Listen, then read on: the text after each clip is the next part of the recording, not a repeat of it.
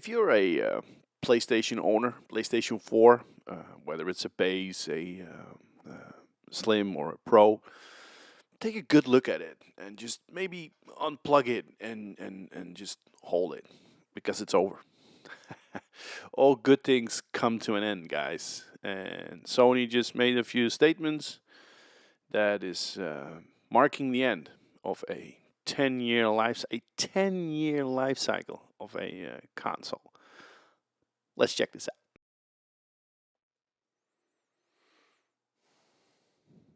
So, but not before we just welcome all our new subs, and if you're new here, drop a like, subscribe, of course, hit those notifications buttons. So, Sony expects to entirely phase out PS4 releases within 3 years. And although they only discuss releases, we all know that hardware without software ain't nothing. It's just nothing, guys. It's over. Sony has made a 3-year roadmap on releases. And in that roadmap, you gradually see that PlayStation is going all in on PS5. For sure, they expect PS5 to be better available and to meet the demand in 2023. We all know that there is issues with logistics. COVID still having its mark on logistics, production, but also just resources, chips, scarce. It's an issue. So they hope to have that fixed in 2023 and have the worldwide demand fixed for the PlayStation. But it also means that gradually you see that PlayStation 4 is going to be phased out. Why? No releases anymore. So console with any releases is not a console anymore. So Sony laid out its broad expectations for its first-party PlayStation portfolio all the way to 2026. And it seems PS4 releases are going to start winding down soon. In a new business report, I can open that in a new tab. I read through it, but I will give you this summary. a slide titled Evolving Shape of First-Party Portfolio shows the percentage of releases by platform across 3 fiscal years. In FY19 on the calendar, that's April 2019 through March 2020, 90% of those first-party releases were on PS4 and 10% on PC. In FY22, so fiscal year 22, and that means that for Sony, that's April 2022 through March 2023, that split is expected to be around 30% PS5 and 40% joint PS4 and PS5, and 20% on PC and 10% mobile. So that means that 30% of the releases this fiscal year is going to be exclusively tied to the PS5, and 40% of the releases is going to be a joint PS5, PS4 release. So the cross-platform, cross-generation, if you will. Call of Duty is going to be one of them, of course. And 20% is going to be on PC, and 10% is going to be on mobile gaming. Here is where it becomes really interesting, guys. By FY25, so that means April 2025 through March 2026, Sony expects 50% of its releases to be on PS5, 30% on PC, and 20% on mobile. And what's the most interesting here is the elephant in the room that's not discussed. There is no slice on that chart marked for further first-party PS4 games to be released. So if there is no mention of a release of PS4, one can only suggest and one can only conclude even that PS4 is done, and that in 2026, in that fiscal year, 2025 to 2026, so that's FY25 for Sony, PlayStation 4, it's over. It's done. No more releases, no more software. Of course, no doubt that the underlying architecture, so the operating system, will be supported in the terms that it will be updated, but also there eventually we will see a conclusion coming.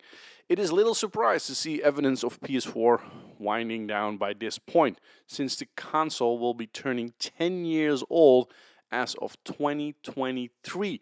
So if we speak of 2025 to be the start of the winding down, or actually the complete stop of the releases, that means that as in 2025, this console is 12 years old.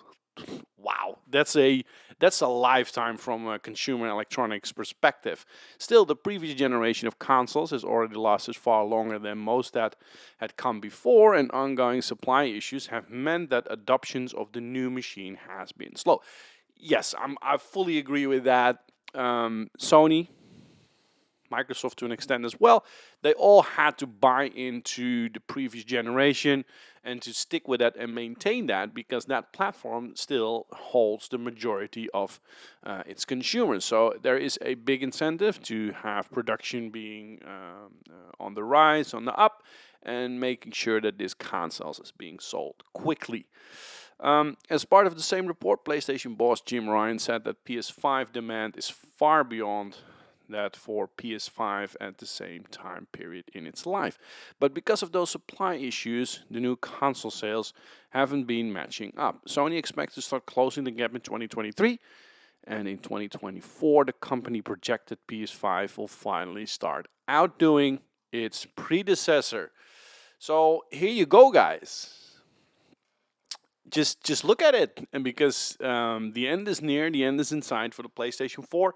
I think we can all look back on a fantastic platform, fantastic games, fantastic exclusives. Last of Us, the God of War reboot, and Horizon Zero Dawn, of course. For me, PlayStation 4 was a fantastic platform. I do strongly believe that, yes, in graphics, they made a step from PlayStation 3. Obviously, in terms of audio, it was a bit of a letdown.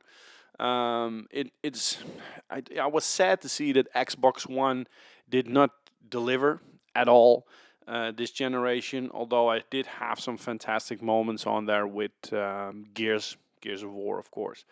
But actually, Xbox has lost that generation. I do hope that with the Xbox Series X, we will see Microsoft picking up again, especially the Game Pass, because on PC I'm enjoying Game Pass, and my Xbox One is just sitting there in a corner. But I do hope to extend that Game Pass to the Xbox Series X quickly as well. But PlayStation 5, until now, I'm enjoying it. Still playing a lot with my PlayStation 4 Pro.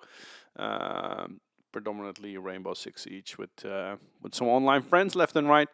But all in all, this generation, the previous generation, was a good generation. I had some good fun with it, some good strong releases. Really looking forward to the PlayStation 5. We can all see that it's really a step forward in all respects. Speed, graphics, audio. There is a lot to gain, and there's still a lot of room for maneuver and to improve and to scale up. So let's see what has happened, guys. But I wanted to bring to you this news that the PlayStation 4 is done. So enjoy remaining time with this console, and I hope to see you soon on the battlefield, guys. Back to the madness.